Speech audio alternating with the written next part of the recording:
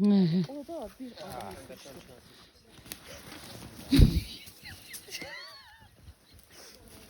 Az yavaş. Bak ağacı yıkılıp ağacı getirsen bu demektir.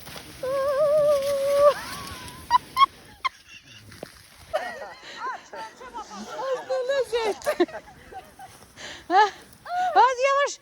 Dereye gidersen. Ben hep sürükten olsun da gelin. Taşasa da dersin. Gel. Geçsem ben de seninle geçeceğim. Ay yavaş ağaç çürüktü. Çürüğe karşı şey eleme.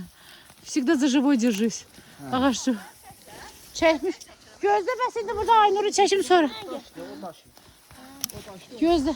Hayda. Hala yıkıldı ben kaldım. Karnım. Hala sürüştü ben kaldım. Var bak. Sen Aynur'u tut. Sen Aynur'u tut. Benden şunu olması. Ben sürüşmeyeyim. Sürdüm ara sürüştüm. Hara sürüşü. Az sonra cift değer seni.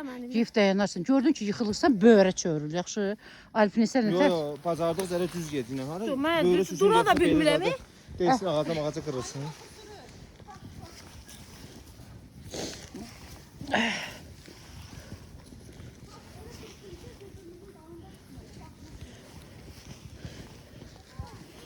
Bu araba aynı. İki yerde ona göre sürüştüm. Getdi. Немножко в сторону. Ты в сторону. Aydı пробка. Yavaş əzdim. Durun görək.